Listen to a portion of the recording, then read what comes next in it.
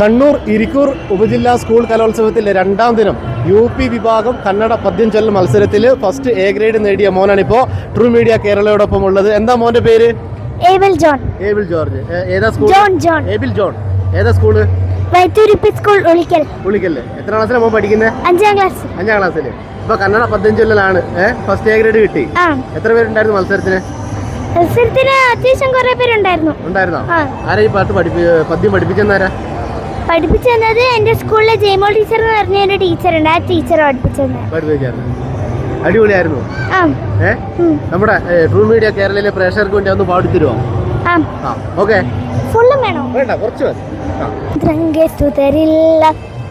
രാജമന കേൾക്കാധിപത്യമാകീർത്തപുതു മുന്തി ബംബു കാന്തനാദപം ഗടാ ವಿಪ್ರರಿಂದನುಡಿ ತಪ್ಪದು ಎನ್ನಾತ್ಮಜರ್ಗ ಬೇಕಾದ ಸಂಪದಂ ಬಯಲಾಗಿ ಪೋರ್ಪದೆಂದ ಕುಮದಿ ಬೇರೊಂದು ಪಾಯಮಂ ಚಿಂತಿಸಿ ಭಯಾಗಾರದೊಡಲ ಚಂಡಾಲರಂ ಕರೆಸಿ ಬೆಸಸಿದನಾರು ಮರೆಯದಂತೆ. അടിപൊളി. അപ്പൊ വേറെ ഐറ്റങ്ങളിലൊക്കെ പങ്കെടുക്കുന്നുണ്ടോ മത്സരത്തില്? ഏതൊക്കെയാ? ഈ കന്നഡ പദ്യം കൂടി ചേർത്തിട്ട് 6 ഐറ്റം ഉണ്ട്. 6 ഐറ്റം. ഏതൊക്കെ ഐറ്റം?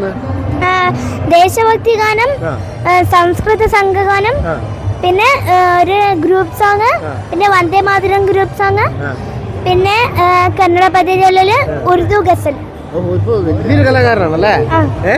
അപ്പൊ ഒരു സബ് ജില്ലയിലൊക്കെ പോണ്ടേ? അല്ല, ജില്ലയിലൊക്കെ പോണ്ടേ? അപ്പൊ അടിപൊളിയാണ്.